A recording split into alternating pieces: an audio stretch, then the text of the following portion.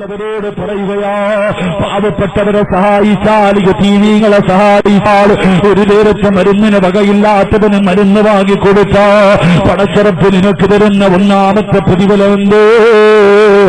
അല്ലാഹു നിന്റെ ആയുസ് നീട്ടിത്തരുമെന്ന് നബി മുഹമ്മദ് മുസ്തഫ. രണ്ടാമത്തെ പ്രതിഫലം എന്തെന്നറിയുമോ? രണ്ടാമത്തെ പ്രതിഫലമുണ്ട്. അല്ലാഹു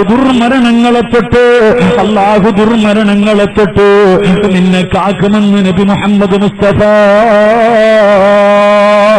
ആത്മഹത്യ കൂടുന്ന കാലമല്ലേ, ആത്മഹത്യ വല്ലാതെ വർദ്ധിക്കുന്ന കാലമല്ലേ എന്റെ പ്രിയമുള്ളവരെ. അങ്ങനെ ഒരു മരണത്തെ തൊട്ട് നിന്നെ പടച്ചവനെ സംരക്ഷിക്കുകയാ. മൂന്നാമത്തെ പ്രതിഫലമുണ്ട്. അല്ലാഹുവിന്റെ കോപത്തിൽ നിന്ന് നീ രക്ഷപ്പെടുകയാണ്, പടച്ചവന്റെ കോപത്തിൽ നിന്നുള്ള രക്ഷയാ. നാലാമത്തെ പ്രതിഫലമുണ്ട്. വിവാഹം കഴിഞ്ഞിട്ട് ഉസ്താദ് കണ്ണുനീര് പിടിക്കുന്ന ഭർത്താക്കന്മാരുണ്ടല്ലോ. എന്റെ ഭാര്യയുടെ പീഡനങ്ങളെ സഹിക്കാൻ കഴിയാതെ കുത്തുവാക്കും പരിഹാസവും കളിയാക്കലുമല്ലാതെ പടച്ചവനെ പെട്ടുപോയല്ലോ, മക്കളായി പോയല്ലോ. മക്കളെ ഓർത്തിട്ട് മെഴുകുതിരി എരിഞ്ഞു തീർക്കുന്നത് പോലെ സ്വന്തം ജീവിതം എരിച്ചു തീർക്കുന്ന എന്റെ പ്രിയപ്പെട്ട യുവത്വേ, അല്ലാഹുവേ, ഭർത്താവിന്റെ പീഡനം സഹിക്കാൻ കഴിയാതെ പെണ്ണുങ്ങളുണ്ടല്ലോ, കണ്ണുനീര് കുടിക്കുന്ന പെണ്ണുങ്ങളുണ്ടല്ലോ, ഭർത്താവിന് നന്നാക്കണമെന്ന് ദുആ ചെയ്യുന്ന പെണ്ണുങ്ങളുണ്ടല്ലോ. അല്ലാഹുവിന്റെ റസൂല് പറയുന്ന ചെറുപ്പക്കാരാ, നിന്റെ ഇണയെ അല്ലാഹു നന്നാക്കി തരും. നിന്റെ ഭാര്യ സാലിഹത്താകും, നിന്റെ ഭർത്താവ് സാലിഹാകും. എന്റെ പ്രിയമുള്ളവരെ, സദഖ ചെയ്താ കിട്ടുന്ന നാലാമത്തെ പ്രതിഫലമാ. അഞ്ച്, അല്ലാഹുവിന്റെ റസൂല് പറയുന്നു, സഹാബ, നിന്റെ മക്കള് കാരണം കണ്ണുനീര് കുടിക്കേണ്ട ഗതിയില്ല. നിന്റെ മക്കള് കാരണം കണ്ണുനീര് കുടിക്കേണ്ട ഗതിയുണ്ടല്ലോ. നാട്ടുകാരുടെ മുന്നിൽ കളിയാക്കുന്ന, നാട്ടുകാരുടെ മുന്നിൽ നാണം കെടുത്തുന്ന, നാട്ടുകാരുടെ മുന്നിൽ തല ഉയർത്തിയിട്ട് നടക്കാൻ കഴിയാത്ത അവസ്ഥയുണ്ടല്ലോ. 18 19 വർഷക്കാലം പോറ്റി വളർത്തിയ പൊന്നുപോലെ നാട്ടുകാരുടെ മുന്നിൽ മുഴുവനും നാണം കെടുത്തിയിട്ട് കണ്ടവന്റെ കൂടെ ഇറങ്ങിപ്പോകുമ്പോ നാണം കെട്ട് നടക്കുന്നൊരവസ്ഥയുണ്ടല്ലോ. കള്ളു കുടിച്ചിട്ട് വീട്ടിൽ കയറി വന്ന് ഉപ്പയത്തെല്ലുന്ന മക്കളുണ്ട്, ഉമ്മാനെ ചീത്ത വിളിക്കുന്ന മക്കളുണ്ട്. അല്ലാഹുവേ, പണം കെട്ടി ഒരു വലിയ വീട് വന്നു ഒരു പണക്കാരിയായ പെണ്ണിനെ കെട്ടിക്കഴിയുമ്പോ പ്രായമായ വാപ്പയെയും ഉമ്മയെയും വൃദ്ധസദനത്തിലേക്ക് കൊണ്ട് വലിച്ചെറിയുന്ന മക്കളുണ്ടല്ലോ. നമ്മൾ ജീവിക്കുന്ന കാലഘട്ടം ഏത് കാലഘട്ടമെന്നറിയുമോ? പ്രായമുള്ള ഉമ്മയെ കാണിച്ചിട്ട് തന്റെ കൂട്ടുകാരോട് ഇതാണെന്റെ ഉമ്മയെന്ന് പറയാ. ഇന്നത്തെ യുവതലമുറകൾക്ക് നാണക്കേട് തോന്നുന്ന കാലവാ. സ്വന്തം ഉമ്മയെ ചാക്കിനകത്ത് കെട്ടിയിട്ട്, രോഗം പിടിച്ച പ്രായമുള്ള ഉമ്മാനെ ചാക്കിൽ കെട്ടിയിട്ട് അല്ലാഹുവേ റോഡിന്റെ ചാരത്ത് കൊണ്ടുവന്ന് തള്ളിയിട്ടിട്ട് പോകുന്ന മക്കളുടെ കാലവാ.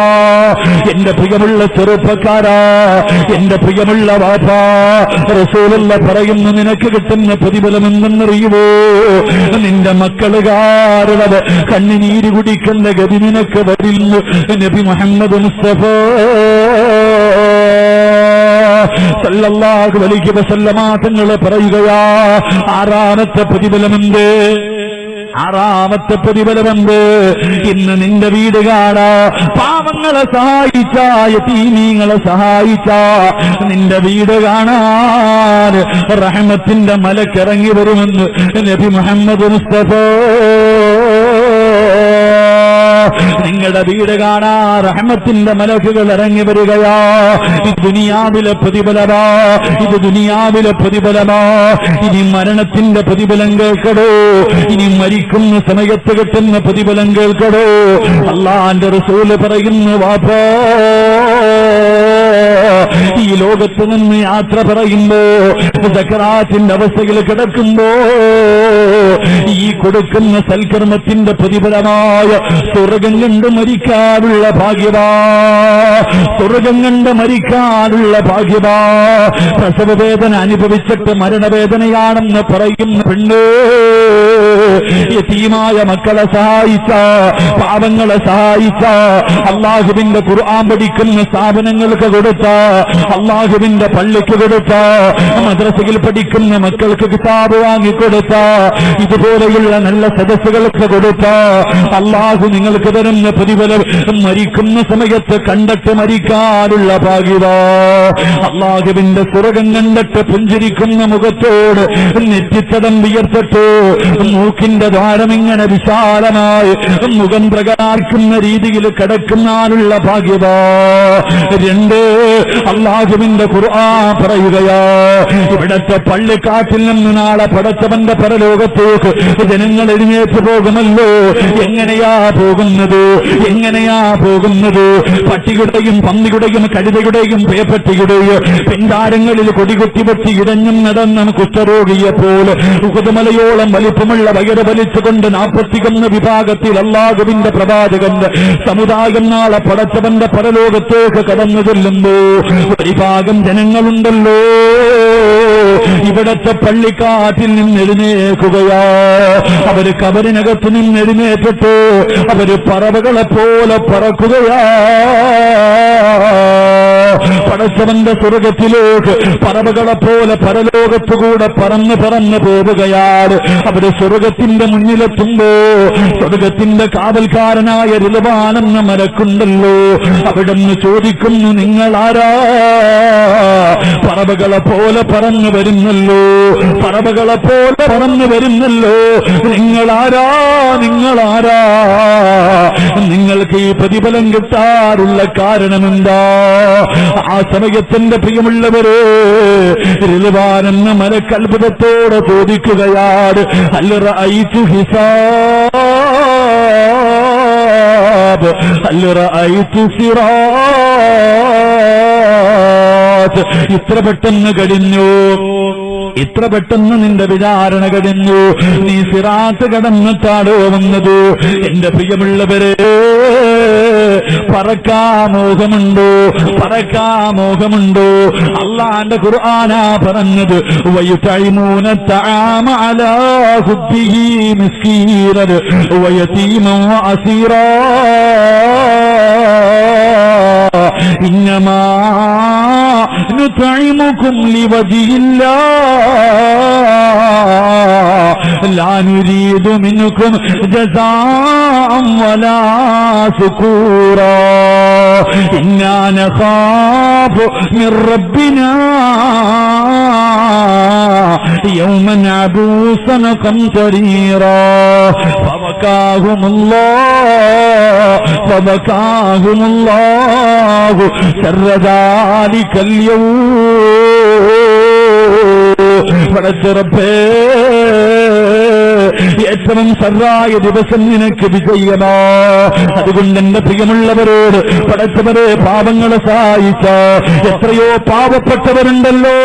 മദ്രസ തുറക്കാൻ പോവുകയാണ്, കിതാബ് വാങ്ങാൻ, ഖുർആൻ വാങ്ങാൻ, മദ്രസയിൽ പഠിക്കുന്ന പുസ്തകം വാങ്ങാൻ കഴിവില്ലാത്ത എത്രയോ പാവങ്ങളുണ്ട് ചെറുപ്പക്കാരാ.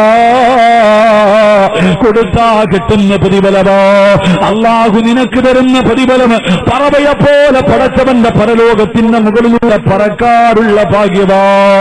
എന്റെ പ്രിയമുള്ളവരെ,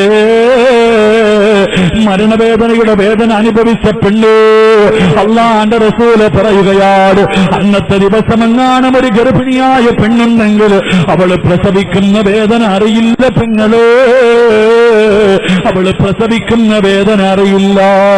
അല്ലാഹുവേ, പാല് കൊടുത്തുകൊണ്ടിരിക്കുന്ന ചോരക്കുഞ്ഞിനെ വലിച്ചെറിഞ്ഞിട്ട് ഉമ്മയോടുന്ന ദിവസമാ. നരകത്തെ വലിച്ചു കൊണ്ടുവരുമ്പോ പാല് കൊടുത്തുകൊണ്ടിരിക്കുന്ന കുഞ്ഞിനെ വലിച്ചെറിഞ്ഞിട്ട് ഉമ്മയോടും മക്കളല്ലാരോട് പറയുമല്ലോ,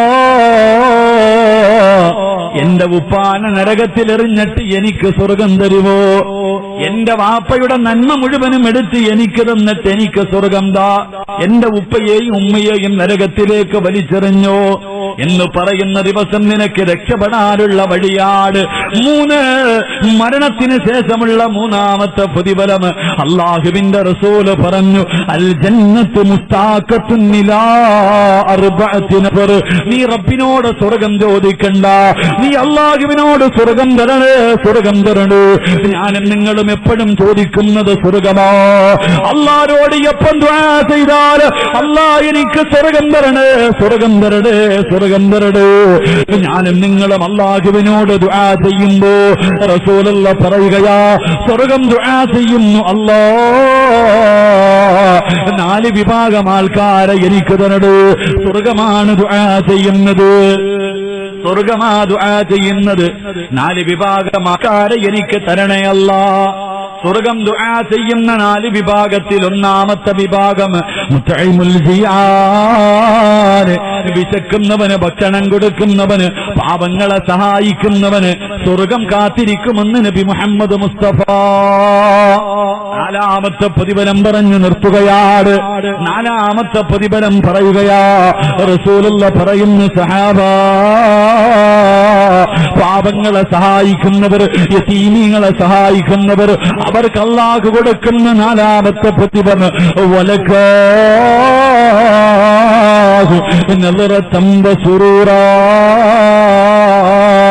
അല്ലാഹനെ കാണാനുള്ള ഭാഗ്യം കിട്ടുമെന്ന് അഷ്റഫുൽ ഖൽഖി നബി മുഹമ്മദ് മുസ്തഫ സല്ലല്ലാഹു അലൈഹി വസല്ലം. അല്ലാഹുവിനെ കാണാനുള്ള ഭാഗ്യം അല്ലാഹു നൽകി അനുഗ്രഹിക്കുമാറാകട്ടെ. അല്ലാഹു